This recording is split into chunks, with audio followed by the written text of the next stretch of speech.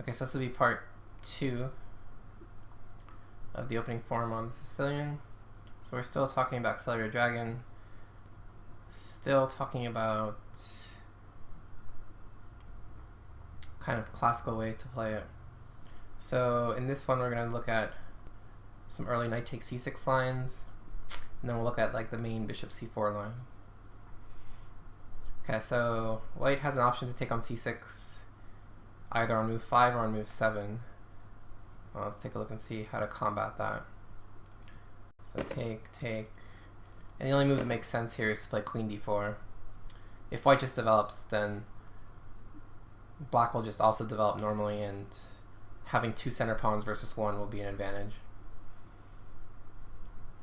Not to mention this half-open v-file can be used by black.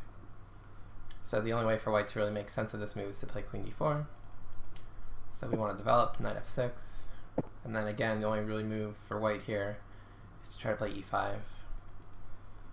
And now simply can play knight d5. Okay. And now there are 2 choices for white. He can be super hyper aggressive mode with e6, try to attack the rook on h8, or he can chase our knight away with c4. So on e6, we simply play f6 to block. And then after e takes d7, we play bishop takes d7. And now notice that our pawn will be getting to e5 with tempo. And so this should be quite good for black. So for example, knight c3, e5 with tempo, queen h4, and knight b4 should be very good for black. Hitting c2, and also black's ahead in development. More center pawns, already probing weaknesses, so black should be better. If bishop c4, then again e5 with tempo. Now either queen e4, queen d1, say queen e4, bishop f5 again with tempo, and this should be at least equal, if not slightly better for black. Again, a lead in development, but firm control of the center. This bishop can go to g7 or c5 depending. We can castle and our king will be safe on h8, get out of this pin, and we can use the half-open b-file again. Our pawn structure is a little worse, but we have good piece activity as compensation. And then if queen d1, again just bishop e6 to fortify the knight, and bishop c5 and castle. And after knight c3, queen e7, again this is probably equal. Black again has compromised pawn structure, but white has a bit laggard in development, so it's fairly balanced. But I would definitely prefer to play black here. Okay, so the other option is if white plays c4. So there's actually a couple of moves here. You can actually play a move like knight c7. You can play even like knight b4, but I think queen b6 is most principled. So the idea is that we're attacking the queen, so white has no time to capture the knight. And if white captures our queen, we just recapture with the knight and get to safety. So queen b6. So there's a couple of moves here. So if white takes, we take with the knight, obviously, and this is just equal. We're just going to play bishop g7, we're going to castle. And I prefer our pawn structure, just because we have 2 center pawns. Again, half-open b-file. And this e5 pawn can become a target, whereas our pawns are a little bit more compact. If white declines a queen trade with queen e4, then knight c7 should again be equal. And the idea is to play knight e6 at some point, and bishop g7 and castle. And notice that this bishop is kind of tied to this pawn on b2, so our queen is actually better posted than white's queen. Even though white's queen is more centralized, notice that we can gain tempo on the queen eventually by playing d5 at some point, or like a d6 and bishop f5, whereas our queen is kind of well posted to prevent white from completing his development. Okay, so that's those lines. Shouldn't really give you too much trouble, but it's good to know what to do, because A lot of lower rated players will play this move actually. Like, this is very common to see among 1400 rated players, because they think, oh, I get my queen out with tempo. And they like pushing you around, but it's actually a bit misguided. Okay, so there's one other way they can take on c6, which is a little bit different, which is on this move. So after playing knight c3 and bishop e3, and after we go knight f6 and bishop g7, now taking on c6. So again, we're going to take with the b pawn. And again, e5. Okay, so now there's actually two moves here. If you want to play a little bit more aggressively, involving a pawn sacrifice, you can play knight d5. But the kind of more safe and solid move is to play knight g8. So I'll look at knight d5 first. It's a little bit more risky, but can lead to some fun games. So knight d5, so white takes. Oh, okay, and then rook b8. So the rook's attacked, so you gotta move the rook. Okay, now white has a few choices here. You can play bishop c4, you can take on a7, or you can castle to defend this pawn. So he played bishop c4, he's threatening mate on f7. So pretty much castling is the only thing that really makes sense. Then after castle, d6. Now notice this pawn is semi-pinned because this bishop is bearing down on this b2 square. So I think this is actually a game Frolov-Shirov or something. Bishop a7. And now there's either bishop e6 or rook b4, bishop e6.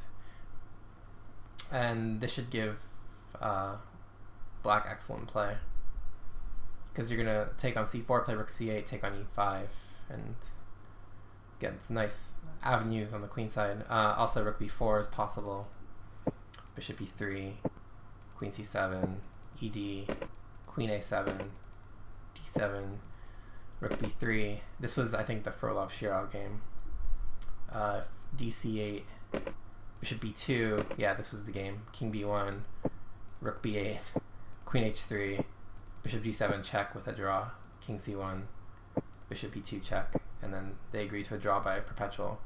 So white has two queens on the board, but can't do anything about it, because if king d2, queen takes f2 actually wins. So it's kind of funny.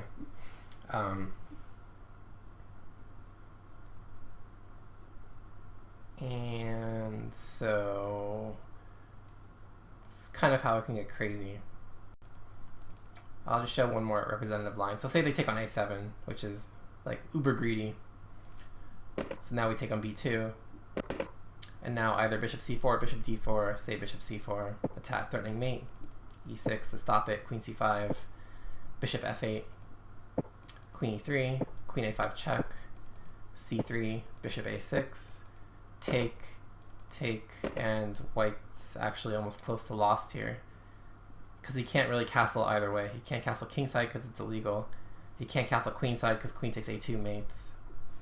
This bishop is, has some problems, and black's just getting ready to kind of complete his development. And because white's king stuck in the center, this is not good for him. Okay, but let's look at the more conservative line, which is knight g8. So it looks like a waste of tempo, but the idea is that white will also have to spend time defending this pawn on e5, and the knight can actually reroute itself and prove effective. So knight g8. So there's two moves here, f4 or bishop d4. f4 is more common. And now white has a variety of choices. He can play d5, he can play knight h6, play f6. Probably knight h6 is most natural. So queen d2, castle, d6. The point is, if e takes d6, you don't want to take this pawn, obviously, because at the end there'll be a knight f5. So bishop d4, take, knight f5, defending the pawn and attacking the queen, and then d5. And this should be roughly equal. The exchange of bishops hasn't really hurt black, and black has more control of the center and this half-open b-file. So black will always be able to be attacking white before white can attack black. And then the other move,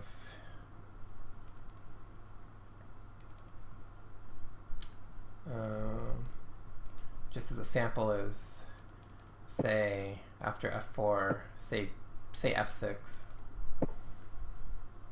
Now bishop d4, queen a5, hitting the e5 pawn again. Queen e2, take, bishop takes, knight f6, queen c4 to try to stop castling, queen b6, attacking b2 and attacking e3. So queenside castle, d5 to block this diagonal, queen a4 and castle, and this should be equal. So this e7 pawn is kind of backward, but it's not entirely clear where white's pieces are going. This queen's a bit misplaced. Again, half open b file.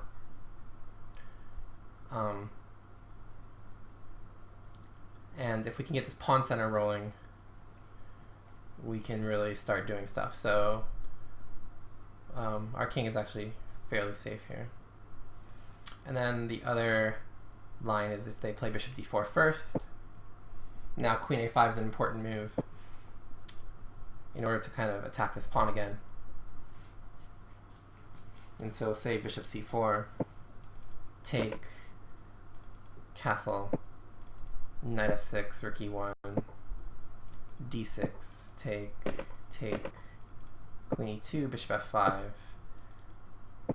and e4, and castle, and rook d8. And this is, again, at least equal for black. I mean, white has a passed pawn, but it's this one. And again, our pieces are probably better than white's pieces. And this pawn is actually causing him some consternation. So the other choice is,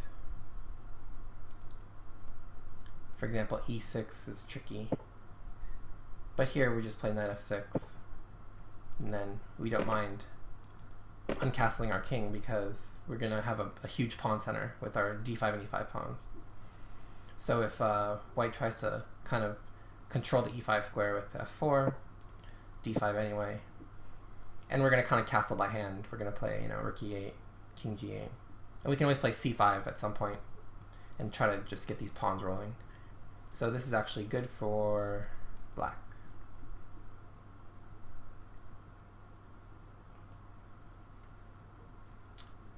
Yeah, I agree, give peace, but you should feel comfortable in dynamic positions. I mean, that's kind of what the Sicilian's all about. Oftentimes you're sacrificing pawn structure for dynamic play. Okay, so that kind of covers the knight takes c6 lines. Okay, now let's go to the main bishop c4 stuff. Okay, so bishop c4 is kind of like the main move here. And black has actually two ways to respond. So bishop c4 is kind of trying to transpose into some sort of Yugoslav attack.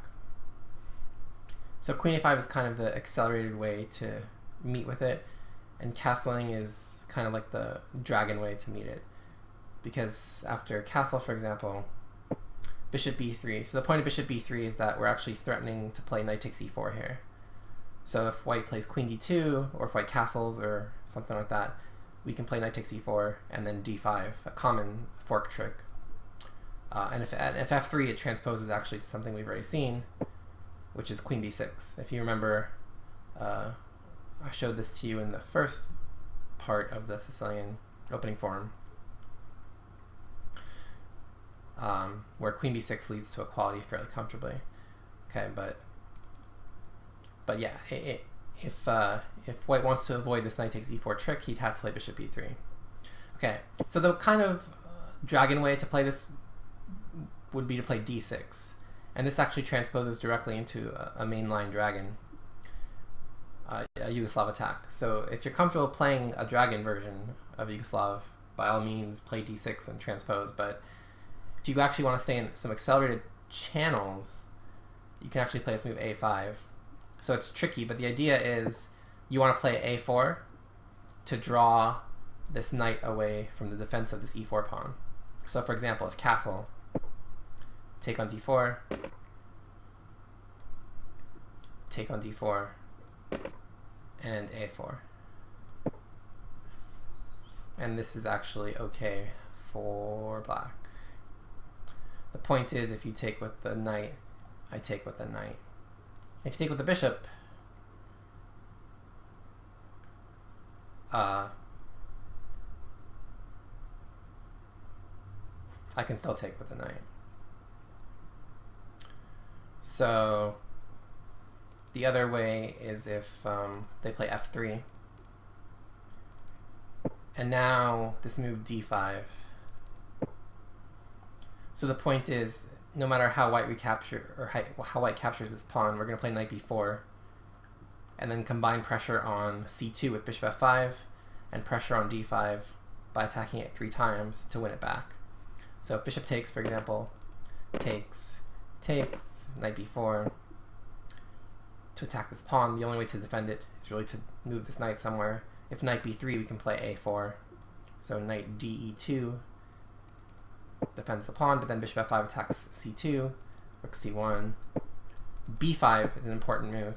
So the idea is, if this knight is drawn away from the defense of this pawn, we'll just take it. So if knight takes b5, we can just take on a2. Also, we can also just take on d5 as well. But probably taking on a2 first is better. a2, then knight b4, forking c2 and d5, and then we can take one of those pawns. So b5, just gaining space. Castle, rook c8. Again, if this knight moves, c2 falls. Knight d4, take, and now we can take on c2. And here, white gives up the exchange, only to try to get it back with bishop h6. But we can actually stop it with e5, queen takes e5, and f6. And this should be fairly level. Black is up the exchange, but white has an extra pawn on d5. Although with careful play, black should be able to neutralize this pawn with like queen d7, rook fd8, and then eventually b4 to kick this knight off of the defense of the pawn. But black is up material here, but white has compensation. And then the other way to play is to take with the pawn. And then again, knight b4 is the idea. Knight de2 again, and now a4, trying to draw one of these pieces away from d5. So knight takes a4, knight fd5, bishop f2, bishop f5 hitting c2, and now b5 chasing the knight. Take, and now that we've removed a defender from c2, we can take on c2.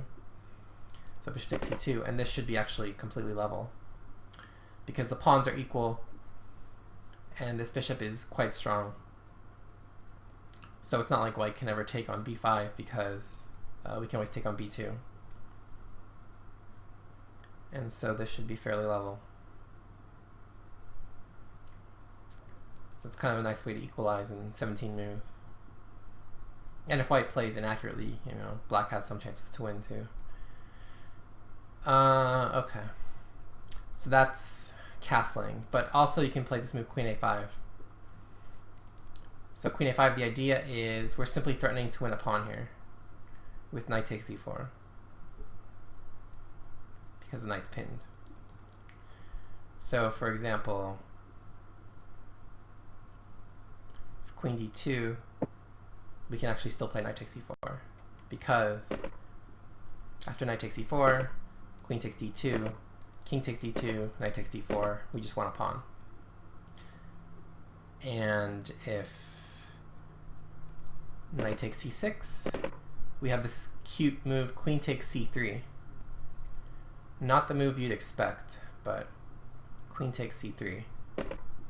B takes c3, knight takes d2, king takes d2, b takes c6, and again, black's up a pawn, and not to mention white's pawns are terrible. So queen takes c3 works because his queen is under attack. So it's kind of a way just to win back our piece so that we can end up all these exchanges with up a pawn. Okay, so the two main moves here are for white to either castle or to play knight b3. Notice that if black plays f3, or sorry, if white plays f3, white can play, sorry, if white plays f3, black can play queen b4 here. The idea is it forks c4 and b2, but more importantly, it actually adds another attacker to d4. So if bishop b3, now you can take on e4 anyway. And the same stuff still applies. So for example, knight takes c6, bishop takes c3, king e2, or sorry, take, queen takes, whoops, not there, sorry, delete. So king e2, take, and then we got this move, which wins.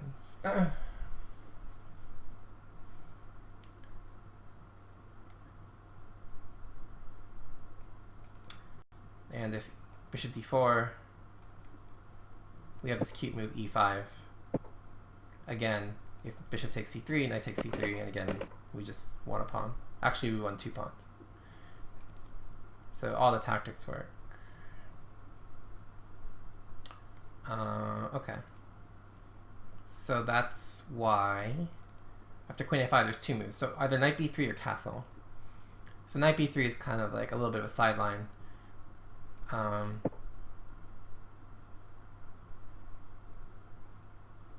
Queen b4. And now again we have this idea to take on e4.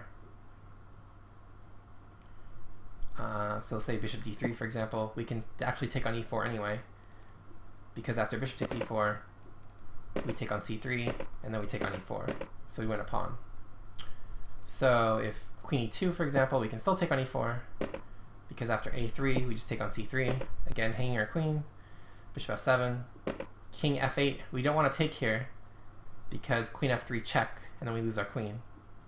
So we need to keep our king away from checks. So king f8, bc3, queen c3, bishop d2, queen e5, and black's just winning. So finally, if knight d2, then queen b2, and then either knight b5 or knight a4, say knight b5, queen e5, just a nick of time to control this diagonal, f4, queen b8, e5, and then we can actually take here, take, king f2, and d5. So after bishop b2, a6, knight d4, queen c7 to get e5 in. So black has 3 pawns for the piece, but what's most important is he has these 2 central pawns that are unopposed, which is huge. Yeah, so king f2, I mean, what else are you going to do here? You can't move your queen because the rook hangs, and there's no other way to defend the bishop. So king f2 is almost forced.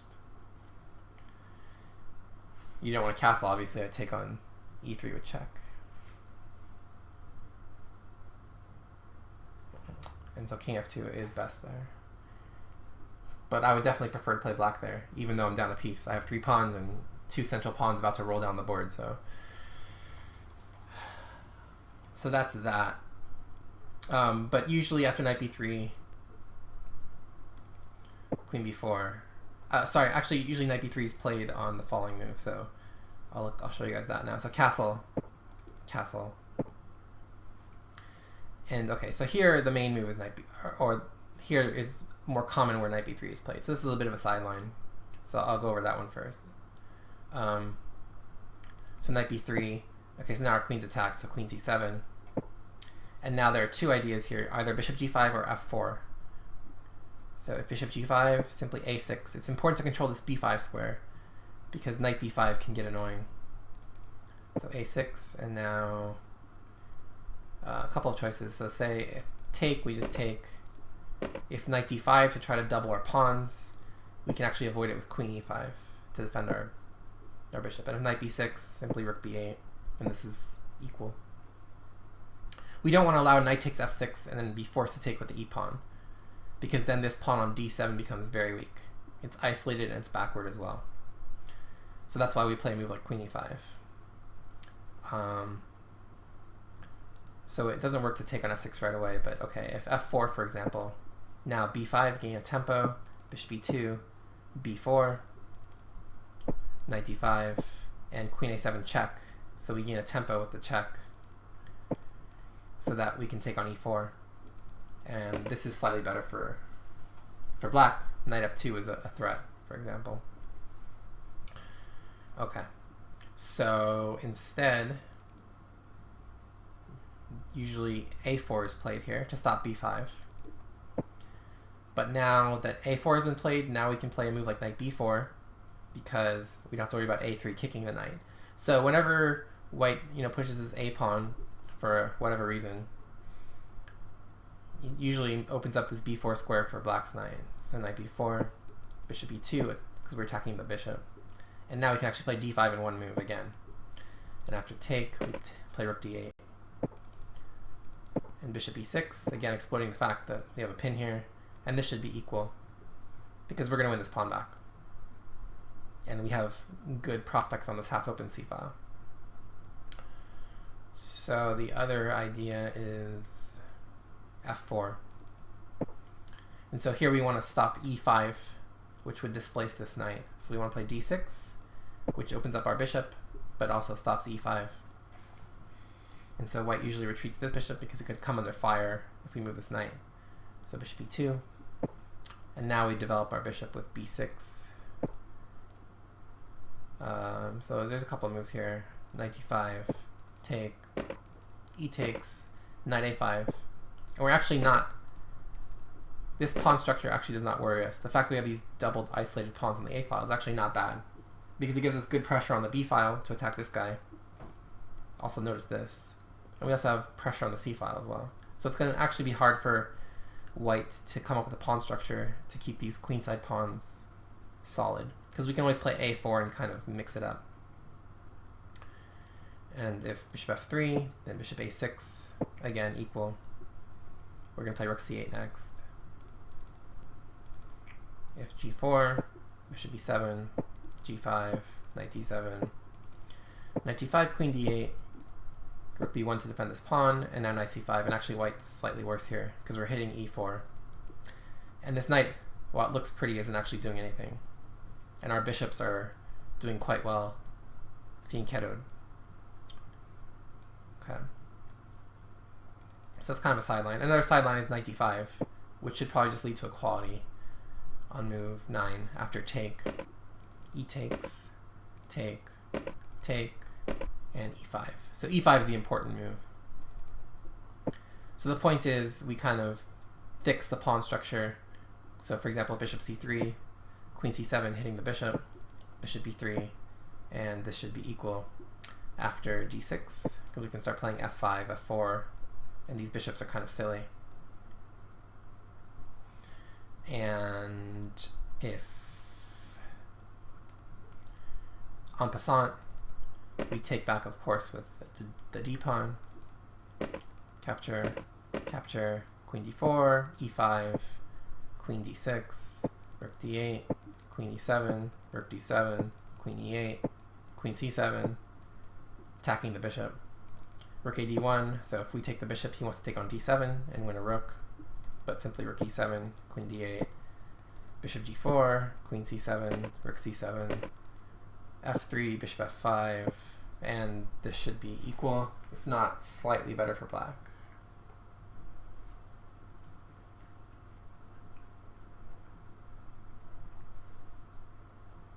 Because we actually have a target on the c file.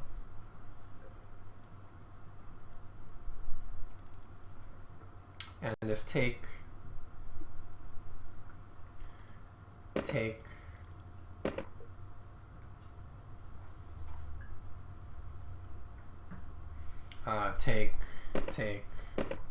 say like rook e1, either rook d8 to gain a tempo on the queen, or queen c5, and again, as long as we can get this bishop to c6, we should be fine. And we should be able to. Let me go back to the other line real fast. I'll answer your question. So queen d4, e5, queen d6, rook d8, queen e7, rook d7. why not rook takes c4?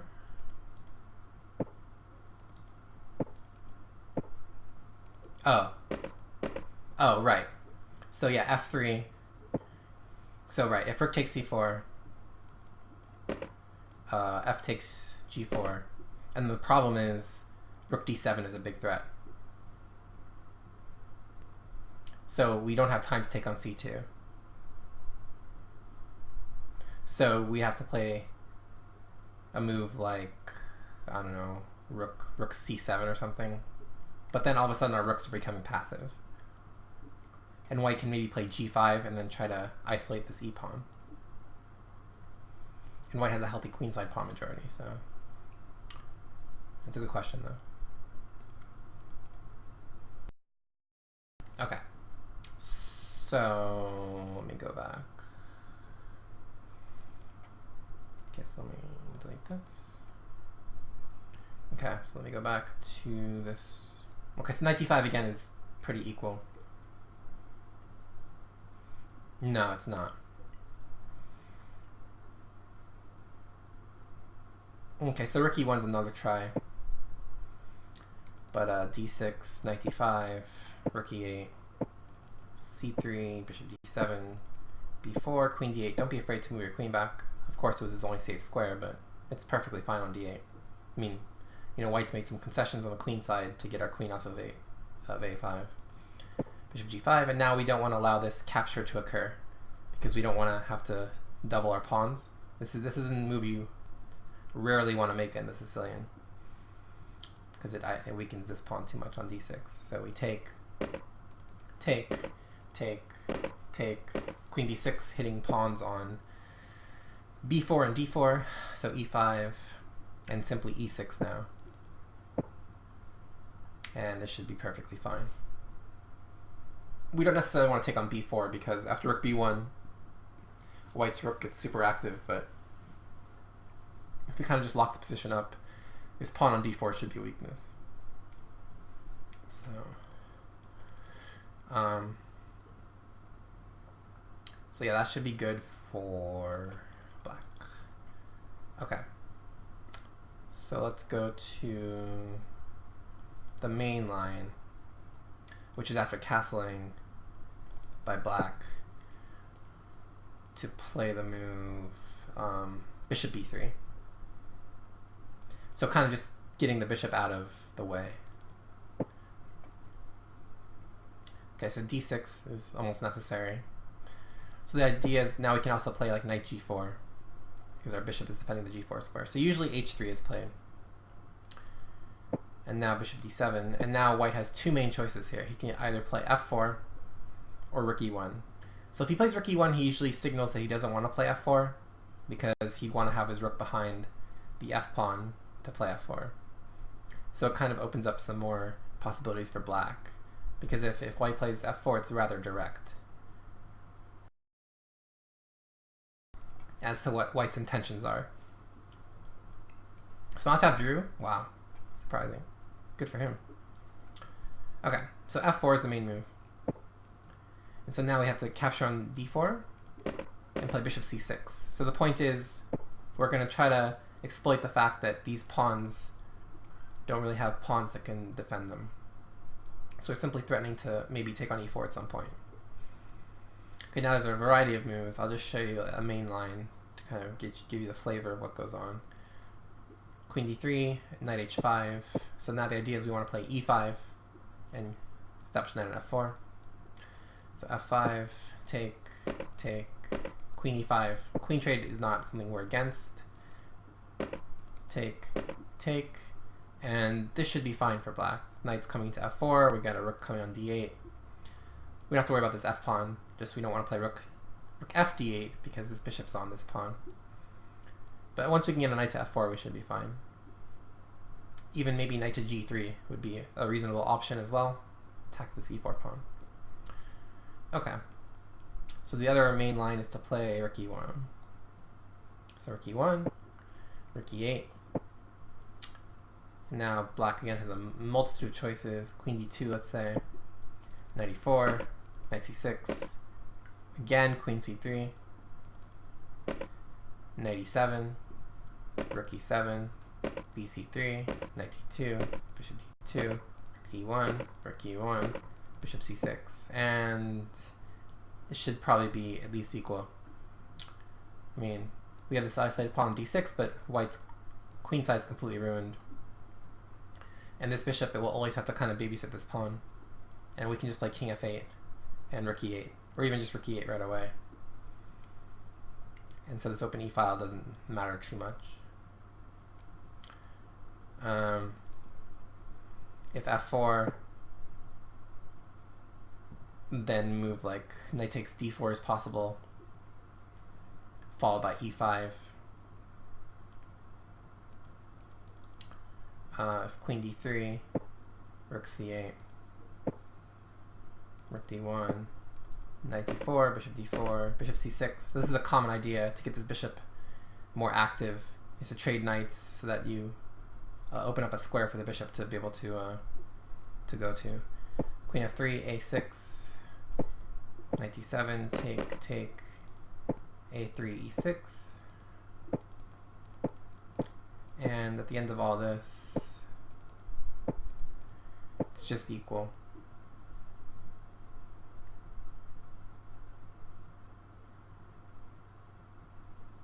So we've kind of kicked the knight out of d5. And this knight's eventually going to hop around. Okay. Let's see.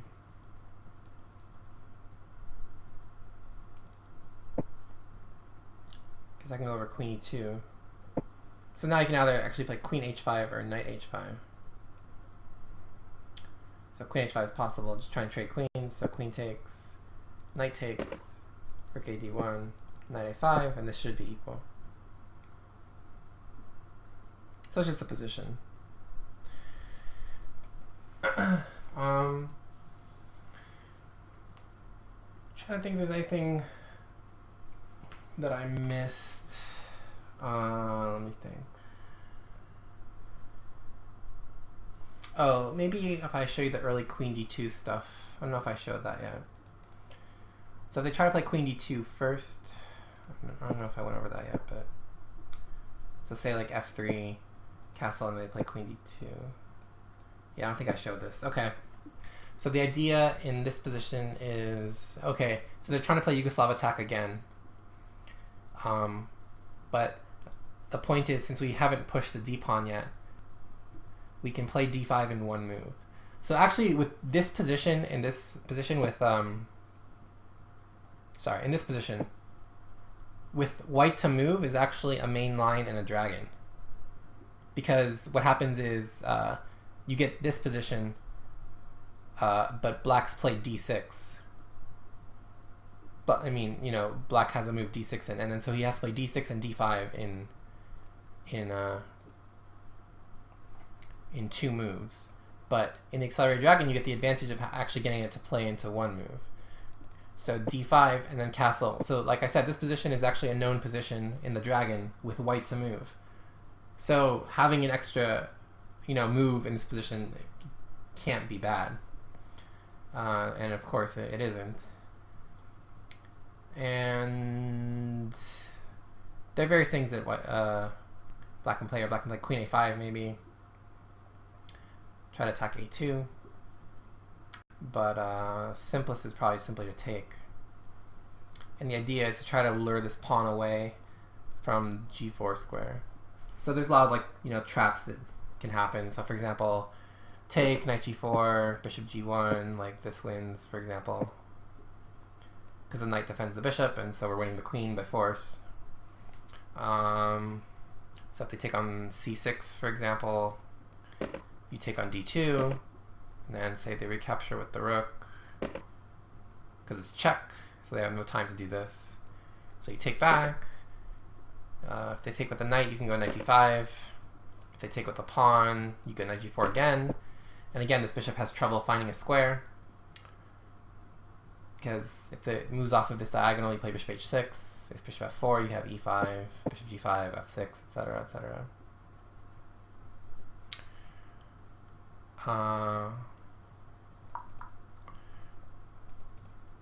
see. Okay, so they can take on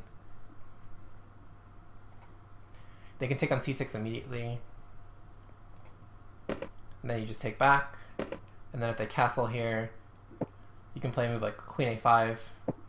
This can also lead to a lot of quick wins. So for example, if they take, like they think you're going to take here or something, but you juke them and go here, and now you're almost completely winning by force. And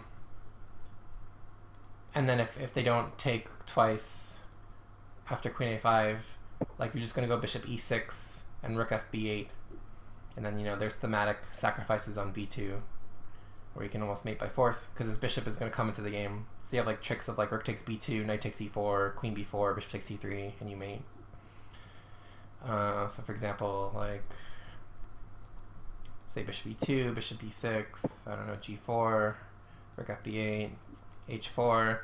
I think you can actually do this. I think you can do rook takes b2, king takes b2, knight takes e4, attacking everything, pawn takes, queen b4 check, king c1, and bishop takes c3. And I think this wins by force. So that's like a cute little line that you can... I actually had this happen in a 15-minute game on ICC, I think.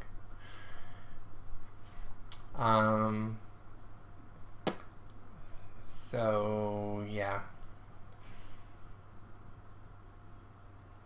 So I think that about covers it for kind of the classical accelerated. To answer your question, DM, part 3 and part 4 is going to be why this opening is not more popular. And that's the Maroczy bind. So that's characterized by this move, c4. So those are going to be the next two parts of the opening form.